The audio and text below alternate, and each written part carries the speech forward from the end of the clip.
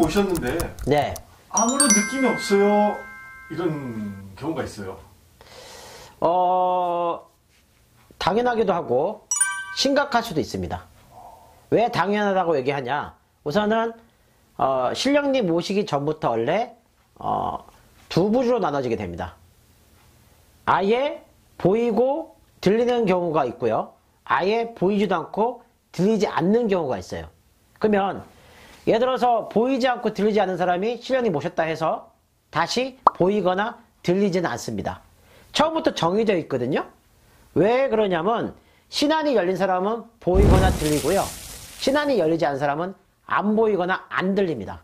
근데 뭘 근거로 해서 이 사람을 신굿을 해준 거냐? 우리가 신안이 열렸기 때문에 이 사람이 신이 있는지 없는지 알 수가 있잖아요. 그걸 근거로 해서 신령님을 모시는 신굿을 이제 진행하게 되고요. 그 다음에 중요한 것도 뭐냐면 옛날에는 신병이 굉장히 심하게 왔어요. 막 어깨 한쪽이 막 누가 꽉 쥔 것처럼 아픈다거나 머리 하나가 그냥 날아간 것처럼 그냥 너무 아프거나 그 다음에 가슴 통증이 있다거나. 요즘에는 그렇게까지 심하게 신병을 앓게 되면 신모셨다라고 하는 그런 제자가 안 나와요. 그래서 신령님들이 아주 요즘에는 똑똑하셔가지고 그렇게 큰 신병을 없이 살짝만 오게 합니다. 어떤 거를 신병 대신에 오게 하냐? 경제적인 어려움, 그 다음에 지치게 하는 부분, 삶으로 갈 수 있게 만들어 놓고 신을 모시게 해요. 처음부터 보이지 않고 안 보이는데 이게 신을 모셨다 해서 보이거나 들리지 않을 수도 있는 거죠. 이게 그래서 왜 당연하다고 얘기했냐면 아무런 느낌이 없다? 그럴 수 있어요.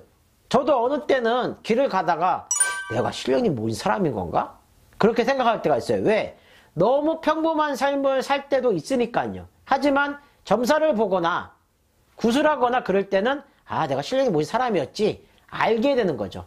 아무런 감정이나 아무런 느낌이나 아무런 변화가 없기 때문에 뭘 해야 되냐면 우선은 전환해서 기도를 하거나 그 다음에 산에 가서 기도를 하거나 그러다 보면은 이제 시간 차이가 있을 뿐이지 열흘 후에 약간 반응이 나타나거나 한 달 후에 반응이 나타나거나 석 달 후에 반응이 나타나거나 이제 약간 감흥이 생겨요. 감흥이란 건 뭐냐면 느낌.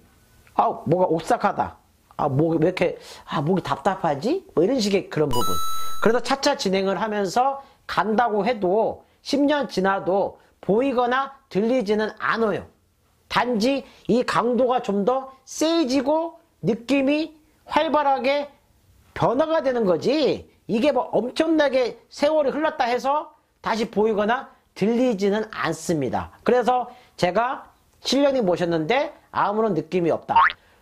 신령 모신 지 하루밖에 안 됐고 이틀밖에 안 됐고 살밖에 안 됐는데 무슨 뭐가 있겠냐고요. 없을 수도 있어요. 시간이 흐르면서 그게 이제 좀 더 단단해지고 느낌으로 알게 되고 감정을 느끼게 되고 변화가 생기는 거죠. 그래서 선생님을 잘 만나야 되고 신아버지 신어머니를 잘 만나야지만이 이게 좀 더 빨라지고 그런 거를 물어봤을 때 설명해 줄 수가 있는 거죠. 당연히. 그래서 근데 문제는 이제 3년 지났어요. 1년 지났어요. 근데 아무런 반응이 없어요. 그런데도 불구하고 점사가 나온다. 그러면은 계속 이 길을 갖는 게 맞고요. 근데 아무런 느낌도 없고 반응이 없고 점사까지 안 나온다. 그러면은 심각하게 생각하셔서 내모시는 것도 깊게 생각을 하셔야 되죠. 신령님은 아무나 제자를 내지 않고요. 어떤 이유가 있기 때문에 제자로 만들었을 때는 다 이유가 있는 거죠. 우리가 사람들을 위해서 할 수 있는 부분을 욕심 부리지 않고 과욕 부리지 않고 신령님 뜻에 의해서 들리든 보이든 안 보이든 안 들리든 상관없이 과욕을 부리지 않고 사람들한테 도움을 준다면 그것만으로도 신령님 모셨다는 게 잘했다는 소리를 들을 수가 있는 거죠. 벼락다음이었습니다. 벼락다음에 구독하기는 필수입니다. 구독, 좋아요, 구독, 좋아요.